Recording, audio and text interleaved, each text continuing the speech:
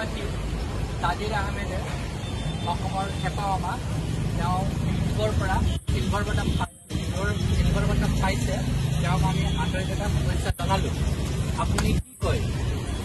মই কি ক'ম আৰু মোৰ ৰাইজৰ আৰু সকলো বিশ্বৰ ৰাইজে মোক এটা আশীৰ্বাদ দিলে আৰু আশীৰ্বাদৰ কাৰণে হোৱাৰ কাৰণে আজি মই এই চিলভাৰ বাটানটো মই পালোঁ।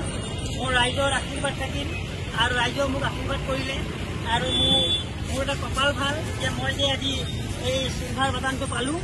মই দেখাব খুজিছোঁ। হয় দেখাই দিয়কচোন আপুনি।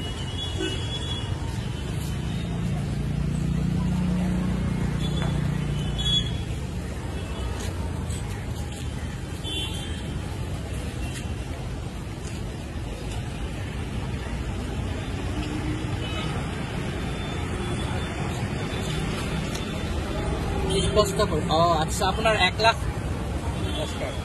ছাবস্ক্ৰাইব হৈয়ে গৈছে আপোনাৰ সেইটো 1 লাখ ছাবস্ক্ৰাইব হৈছে। ভাল লাগিল আৰু আমাৰ সময় আচ্ছা আমাৰ মাছ ৰাইজৰ ফালৰ পৰা আপোনাক জনাব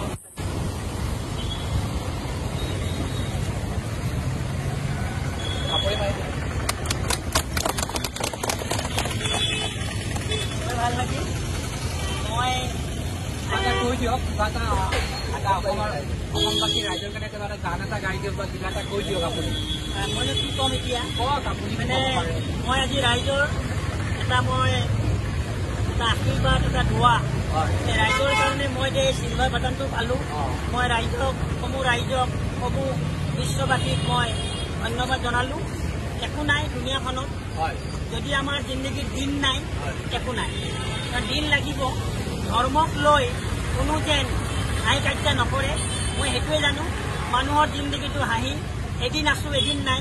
আমি ইয়াৰ পৰা সকলোৱে একদিন গুচি যাব লাগিব। সেইকাৰণে আমাৰ জিন্দগীত যেতিয়া দিন থাকিব চবফালে আমি কামিয়াব। ইয়াতো কামিয়াব মৰাৰ পাছতো কামিয়াব।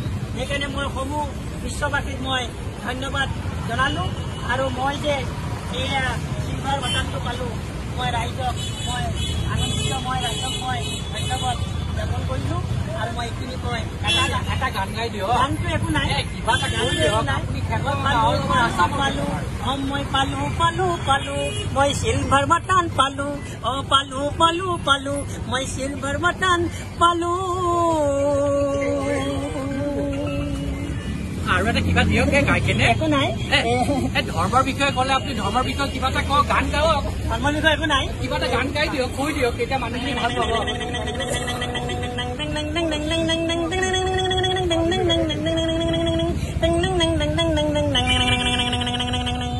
ও হিন্দু কি মুছলমান একে আল্লাৰ ফৰমান মোৰ মনত ভেদ ভাৱ নাই।